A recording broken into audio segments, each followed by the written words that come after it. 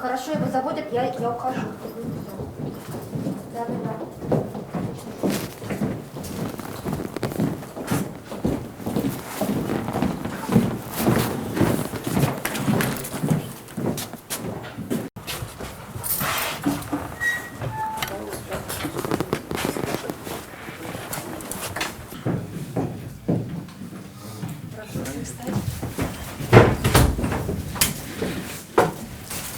Судом оглашается постановление от 7 сентября 2016 года.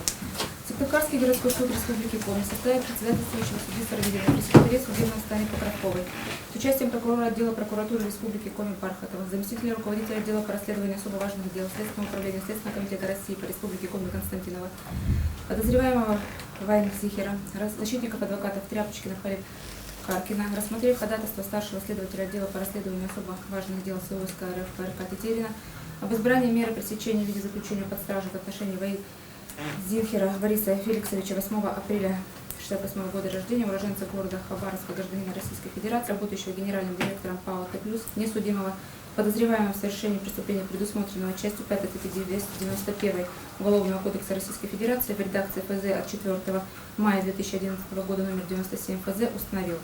2 сентября 2016 года возбуждено уголовное дело по части 5 статьи 291 Уголовного кодекса Российской Федерации в редакции ФЗ от 4 мая 2011 года номер 97 ФЗ по факту дачи руководителями ЗАО комплексной энергетической системы Слободиным Ольховиком Вайнзинхером и иным неустановленным лицам взятки высшим должностным лицам Республики Коми, имевшего место в период времени с 2007 по 2014 года на территории города Сыктывкара и города Москвы.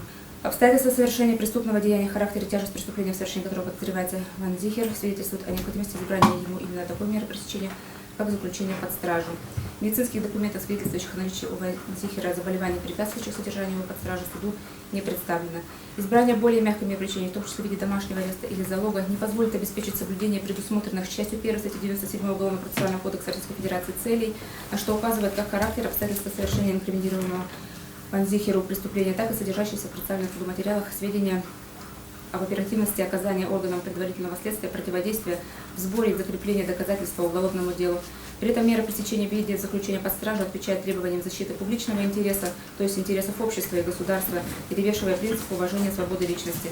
Таким образом, иная мера пресечения по суда на первоначальной стадии расследования уголовного дела не сможет быть надежной гарантией правопослушного и надлежащего поведения подозреваемого Вайн Зихера, в связи с чем при нее иной более мягкой меры пресечения суд находит невозможным.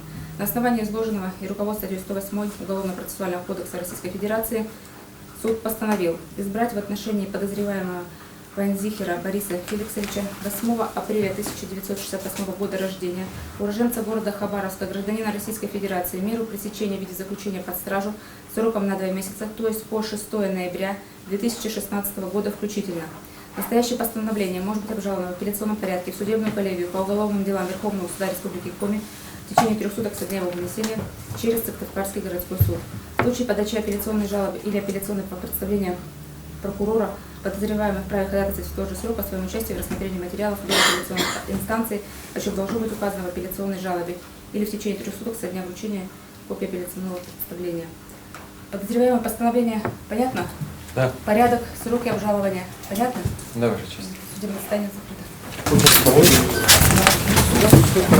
Но попадем мы забрали. Это же, смотрите, она закрыли только чтобы Простите, будьте добры, это его материалы, которым он пользовался в суде. Вниз?